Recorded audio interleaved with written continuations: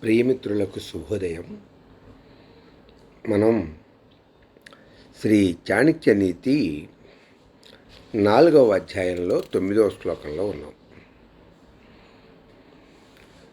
కిం తయా క్రియతే ధేన్వా యా నదోగ్ధీ నగర్భిణీ కోర్తః పుత్రేణ జాతేనా యో న విద్వాన్ భక్తిమాన్. ఇంట్లో ఆవుంది, కానీ అది పాలు ఇవ్వదు, కడుపుతోనూ ఉండదు.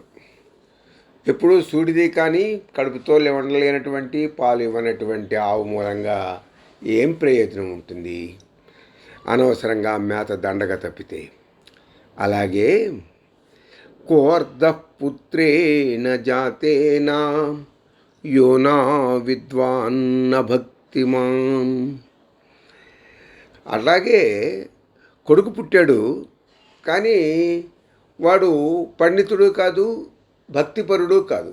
అంటే తల్లిదండ్రుల యందు భక్తి ఉండదు, దైవభక్తి ఉండదు, సమాజం మీద సేవ చేయాలనే భావన ఉండదు. అటువంటి కొడుకు ఉండటం మూలంగా ఏమి ప్రయోజనము లేనట్టయితుందో, అట్లాగే కిం తయా క్రియతే ధేన్వాం. అటువంటి ఆవు మూలంగా కూడా నదోగ్ధీ నగర్భిణి, అది గర్భవతి కాదు, పాలు ఇవ్వదు. అటువంటి ఆవు ఏమిటి లాభం మనకి? అలాగే కోర్ధపుత్రేణ జాతేనా, పుట్టినటువంటి కుమారుడికి యోన విద్వాన్ న భక్తిమాన్, పండితుడు కాకుండా భక్తిపరుడు కాకుండా ఉంటే కోర్ధ కిం జాతేనా, వాడు పుట్టడం మూలంగా పరమార్థం ఏమిటి? అటువంటి కొడుకు ఉండటం మూలంగా లాభం ఏమిటిరా మూర్ఖుల్లారా?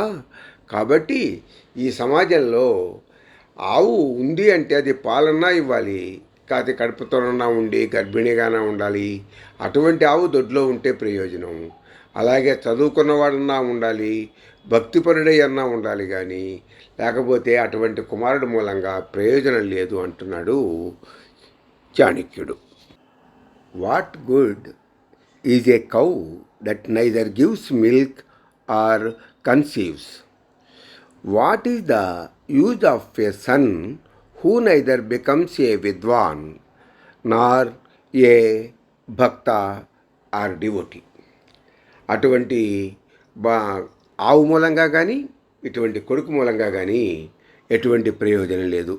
అది పాలు ఇవ్వదు, వీడు సమాజానికి పనికిరాడు, తల్లిదండ్రులను గౌరవించడు, వాళ్ళ మూలంగా సమాజానికి ఎటువంటి ప్రయోజనం లేదు. స్వస్తి.